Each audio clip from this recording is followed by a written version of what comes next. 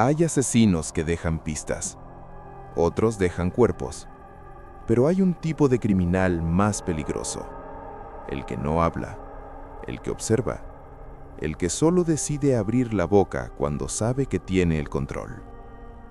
En esta historia, la policía se enfrenta a alguien así, y para detenerlo, se ven obligados a hacer algo que juraron no volver a hacer: llamar a un hombre que conoce demasiado bien la mente de un asesino, porque una vez fue uno de ellos quien estuvo más cerca de cruzar la línea.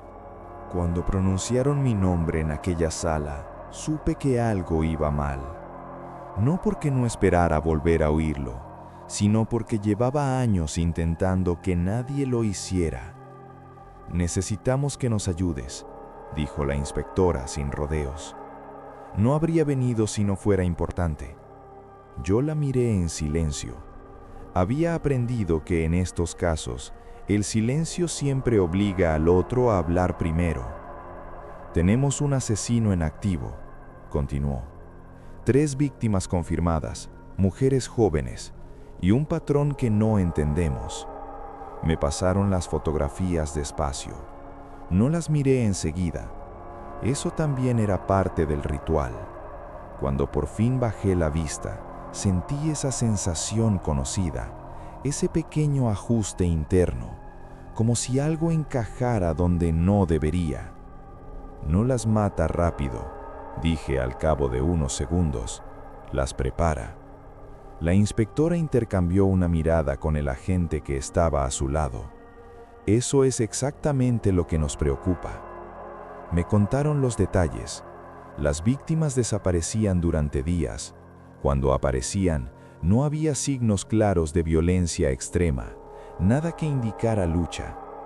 Pero todas compartían algo inquietante. Habían sido escuchadas, no figurativamente, literalmente. En 2 escenas del crimen se encontraron micrófonos ocultos.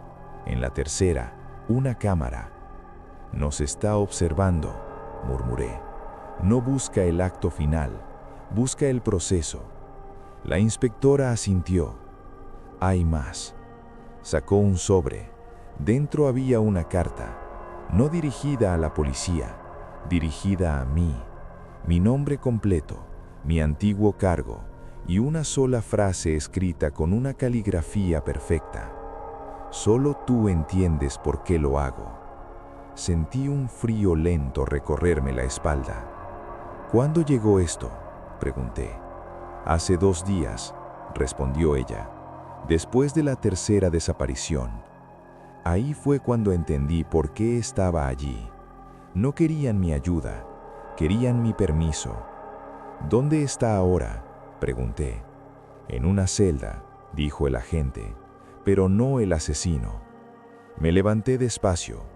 «Entonces ya cometieron el primer error», dije, «porque si el que está detenido no es el que mata, el verdadero asesino sabe que vamos tarde».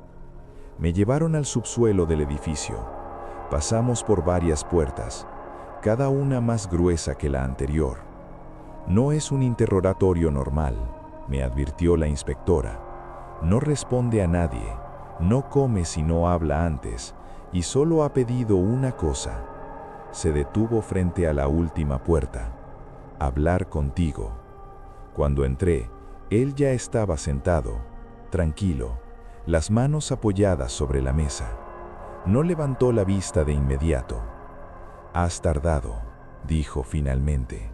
Su voz era suave, educada, demasiado. «No me gusta correr», respondí. «Hace que la gente cometa errores». Sonrió. «Por eso te llamé». Y en ese instante supe algo que no le dije a la inspectora. Este hombre no quería escapar, quería ser comprendido. Y eso era mucho más peligroso. No levantó la vista cuando me senté frente a él. Eso fue lo primero que me inquietó. La mayoría de los detenidos observan cada gesto, cada movimiento, buscando una reacción. Él no. Parecía más interesado en escuchar el silencio que en mirarme. «¿Sabes por qué estás aquí?», Le pregunté finalmente. Tardó unos segundos en responder. Porque ellos creen que yo soy el principio, dijo. Pero tú sabes que soy solo una puerta. Alcé la vista hacia el cristal oscuro. Sabía que la inspectora estaba detrás, observando cada palabra. 3 mujeres han desaparecido, dije. 2 están muertas. Una sigue sin aparecer. Sonrió levemente, no con satisfacción, con algo parecido a la paciencia. No las busqué, respondió. Ellas ya estaban perdidas. Apoyé los codos en la mesa. Háblame de la escucha, le dije, de por qué grabarlas. Por primera vez levantó la mirada. Sus ojos no eran fríos. Eso lo hacía peor. Porque cuando alguien cree que nadie lo oye, dijo despacio, se muestra tal como es. Guardé silencio. El asesino no disfruta del momento final, continuó. Disfruta de los días antes, de las dudas, de las decisiones pequeñas. ¿Cómo cuál?, pregunté. Cerrar una ventana, apagar una luz, pensar que alguien podría estar mirando y convencerse de que no. Sentí un leve nudo en el estómago. ¿Las conocía? Negó con la cabeza. Las eligió, corrigió. No es lo mismo. La conversación se alargó. Cada respuesta abría más preguntas. Cada frase parecía ensayada, pero no memorizada, como si alguien se la hubiera contado antes. Hay otra cosa, dije al cabo de un rato. El asesino se equivoca una vez. Esta vez fui yo quien lo miró fijamente. Siempre deja algo, continué. Una rutina, un gesto. ¿Y ya lo viste?, preguntó él. No respondí, porque lo había visto.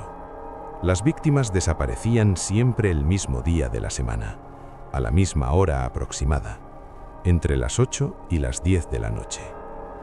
Está cerca, dije. No se desplaza mucho. No, asintió, porque no necesita hacerlo. Se inclinó hacia adelante. El lugar ya está preparado. La inspectora entró en la sala sin llamar. Tenemos novedades, dijo. La última desaparecida ha sido vista hoy. Mi pulso se aceleró. ¿Dónde? En una estación de autobuses.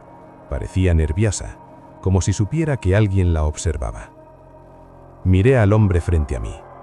¿Qué hace ahora el asesino?, le pregunté. No dudó. Escucha, respondió, y espera a que ella cometa el error correcto. Salí de la sala con una certeza incómoda. No íbamos detrás del asesino. Íbamos justo donde él quería. La estación de autobuses estaba casi vacía cuando llegamos. Luces frías, bancos metálicos. Ese tipo de silencio que no es calma, sino espera. La inspectora caminaba unos pasos por delante de mí. No hay cámaras dentro del perímetro, dijo. Solo en accesos. No las necesita, respondí. Si ha elegido bien el lugar, sabe exactamente dónde mirar. Nos detuvimos frente a un banco vacío. Allí fue donde la vieron por última vez. Una mujer joven, bolso colgado del hombro, el cuerpo ligeramente inclinado hacia adelante, como si ya estuviera pensando en marcharse. ¿Crees que ya la tiene?, preguntó la inspectora. Negué despacio. No todavía. Este es el momento previo, cuando él observa y espera que ella confirme algo. ¿Qué cosa? Miré alrededor. Que nadie la está esperando. Volvimos a la comisaría pasada la medianoche. El hombre seguía en su celda. En la misma posición, con la misma calma. Llegáis tarde, dijo sin mirarnos. Sigue con vida, respondí. Eso ya es tarde para ti. Sonrió apenas. Todavía no. Le pedí a la inspectora que nos dejara solos. Dudó unos segundos, pero accedió. ¿Por qué yo?, le pregunté cuando la puerta se cerró. ¿Pudiste hablar con cualquiera? Porque tú entiendes algo que ellos no, respondió. Que el control no empieza cuando la puerta se cierra. Empieza cuando alguien decide entrar. Ella no ha entrado en ningún sitio. Todavía. Me incliné hacia adelante. Te equivocas, dije. Siempre hay algo que se te escapa. Su expresión cambió por primera vez. Muy poco, pero suficiente. La estás escuchando, dije, como a las otras. Pero esta vez algo no encaja. Guardó silencio. Las otras estaban solas, dije. Ella no. Levantó la vista lentamente. ¿Estás seguro? Lo suficiente como para saber que te has precipitado. No respondió. Eso confirmó mi sospecha. Salí de la sala y pedí revisar las llamadas recientes de la desaparecida. Había una sola, a un número que no figuraba en su agenda. Un teléfono fijo, antiguo, el tipo de línea que apenas se usa ya. La dirección nos llevó a un edificio de las afueras. Industrial, semivacío, demasiado silencioso. Este es, dije antes de bajarnos del coche. Dentro el eco era denso. Cada paso parecía anunciar nuestra presencia. Encontramos la habitación en la segunda planta. No estaba oculta. Eso era lo inquietante. La puerta estaba entreabierta. Dentro, el espacio era limpio, preparado, sin signos de lucha. La silla seguía vacía. La cámara, encendida, grabando. No está aquí, susurró la inspectora. Negué. Sí está, solo que no en la habitación. Un ruido leve nos hizo girarnos. Un clic, como el de un interruptor. Nos ha escuchado llegar y ha decidido moverse. En ese instante entendí algo demasiado tarde. Él no necesitaba terminar el crimen. Solo necesitaba demostrarnos que podía. Entramos en el edificio con la certeza incómoda de que íbamos tarde, pero sin saber exactamente cuánto, porque en este tipo de casos el tiempo no se mide en minutos, sino en decisiones, y cada decisión equivocada suele pagarse con algo que ya no se puede recuperar. El pasillo principal estaba iluminado por una fila irregular de luces industriales que parpadeaban con un ritmo lento, casi hipnótico. Y cada paso que dábamos parecía amplificarse en el eco metálico del lugar, como si el propio edificio quisiera recordarnos que no éramos los primeros en recorrerlo con miedo. La inspectora caminaba a mi lado sin decir nada, con la arma desenfundada pero baja, y yo podía notar en su respiración contenida que estaba pensando lo mismo que yo. Aquel lugar no había sido elegido al azar, porque el asesino no improvisaba espacios, los preparaba, los estudiaba y los hacía suyos mucho antes de que alguien más sospechara siquiera que existían. Llegamos a una sala amplia, casi vacía, con marcas en el suelo que delataban que allí había habido muebles, cámaras, quizá incluso personas, y supe en ese momento que no buscábamos una escena activa, sino una prueba de control, una demostración silenciosa de que él había estado siempre un paso por delante. No está aquí, susurró la inspectora, más para convencerse a sí misma que para informarme. Negué lentamente porque la ausencia no significaba derrota, sino mensaje. El asesino no necesitaba que estuviéramos allí para terminar su juego, solo necesitaba que entendiéramos que había decidido cuándo dejarnos entrar. Avanzamos hasta el fondo de la sala, donde una puerta secundaria daba acceso a una habitación más pequeña, casi idéntica a la que habíamos visto en los informes anteriores, con la misma distribución calculada, la misma altura para una cámara imaginaria, la misma sensación opresiva de estar diseñado para observar sin ser observado. Fue entonces cuando sonó el teléfono. No el nuestro. Un teléfono fijo, antiguo, colocado sobre una mesa metálica en un rincón que ninguno de los dos había visto al entrar, como si hubiera aparecido solo para ese momento.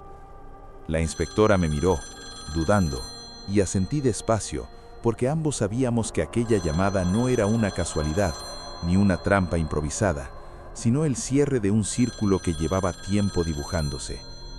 Descolgué.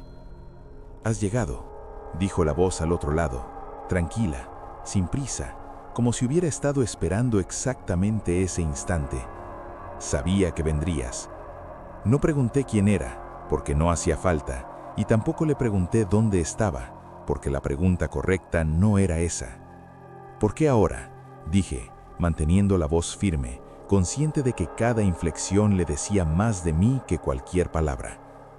«Porque ya has visto lo suficiente», respondió, «y porque ella también».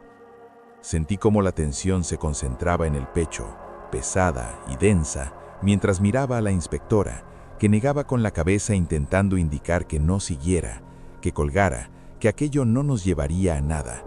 Pero sabía que cortar la llamada sería exactamente lo que él esperaba que no hiciéramos.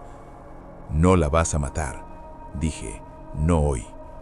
Hubo una breve pausa al otro lado de la línea, apenas perceptible, pero suficiente para confirmar lo que sospechaba desde el principio.